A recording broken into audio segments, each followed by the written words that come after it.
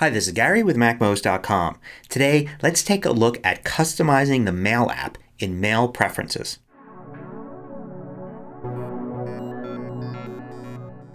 MacMost is supported by more than 600 viewers just like you. Go to MacMost.com/Patreon. There you could read more about the Patreon campaign, join us, and get exclusive content and course discounts.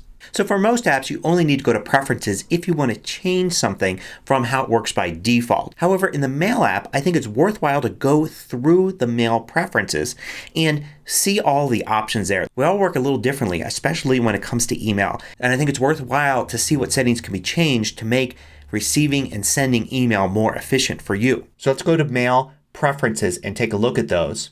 Under General, we'll start off with the first one, the default email reader. This is one you may want to set especially if you're not using Mail, because this is the default app that will come up if you click a link in a web page or in an app that opens up a new email message. So if you're not using Mail you want to set it to something else. And strangely enough you have to go into Mail to make that change. After that you've got how often new messages are checked for. It's usually set to automatically, which will actually check more often when you're plugged into power than when you're using battery.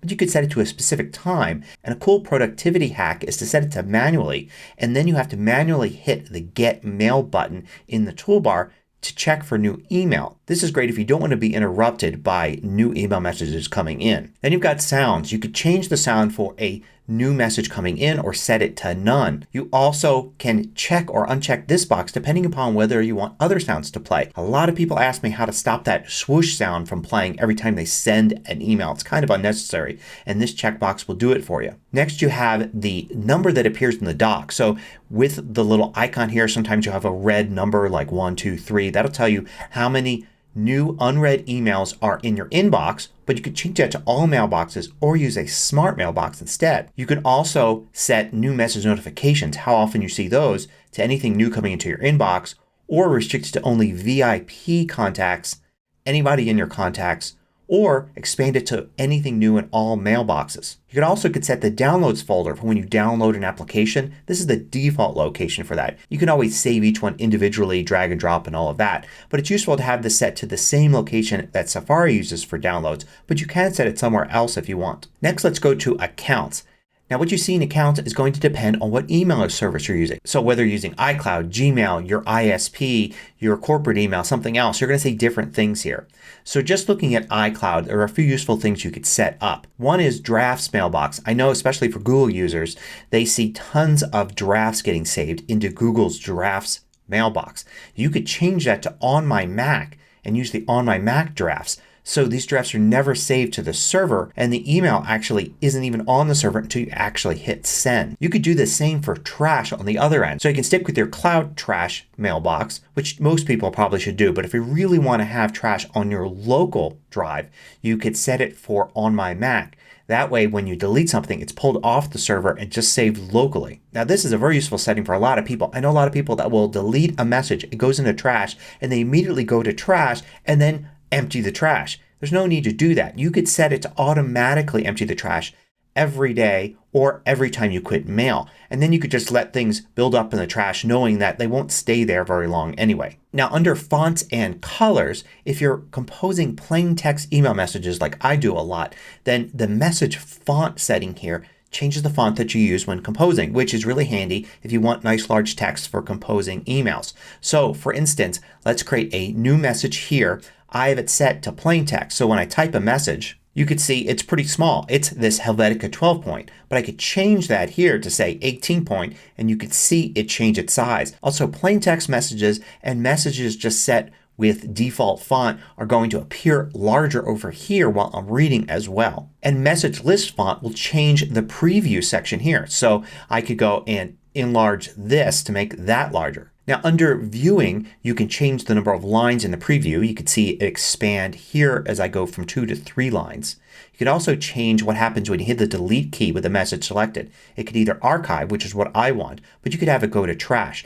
Notice if I swipe to I see archive appear there, but if I change this to trash, swiping will give me delete. Then you've got some settings here for conversations. This is when you reply to somebody and they reply back to you and it's a back and forth conversation. Mail tries to recognize these and you have some settings for how they are shown and what happens when you're viewing them. You also, of course, under View can check Organize by Conversation and highlight conversations if you want better grouping of those. Now under Composing you've got the default message format, plain text or rich text. Either way you can switch when you're making a new message. So I can make a new message here and then go to Format and you could see I could switch to rich text. So I'd like to set my default as plain text because most of the time I just want to write some plain text and send it to somebody and there's no reason to have rich text involved and send them a larger message. If you want you could have every message you send automatically copy yourself on it or blind copy yourself on it. So you get a copy sent back to you but the receiver doesn't know that if it's blind copied. There's a checkbox here that also applies to plain and rich text and that is to simply match the message. So if somebody sends you a rich text email and you reply, you'll be replying in rich text. If they send it plain text, you'll be replying in plain text. And then you have some options that deal with quoting. So you can quote the text of the original message or not, turn that off, increase the quote level, how much is indented in the reply, and also how much to quote. I like having it set to selected text. So for instance if I wanted to reply to this message I hit reply, you could see it's all included here. But if I were to select some text and then hit reply, only the selection is included as quoted text. This gives you the opportunity to pick out something somebody asked and respond to that rather than including everything in the reply. So what about the rest? Well, I don't recommend using the junk mail filtering. This is just local junk mail filtering on your Mac. And it's not going to help you if you get your email anywhere else but your Mac, say on your iPhone or whatever. It's best to leave junk mail filtering up to the server. However, the blocked section here you can use to block email addresses and also phone numbers are listed here for the Messages app. And you can decide what happens to that when it matches. Signatures, of course, is a whole other thing and I've talked about that many times before. Setting up signatures and applying them to the different accounts so you have access to them and also setting what the default signature is for each account. And then there are mail rules which are useful but they're also only local to your Mac. So it's much better to go to iCloud.com, go to the Mail app there and use rules at iCloud.com. So basically I don't use the junk email filtering or the rules inside the Mail app. I let the server handle junk email filtering like I've talked about previously, and if I'm going to do a rule I do it at iCloud.com, or if it's my Google email account I log on to Gmail on the web and use the filtering tools there. But not everybody's like me, so you may want to use some local rules if that makes sense for you.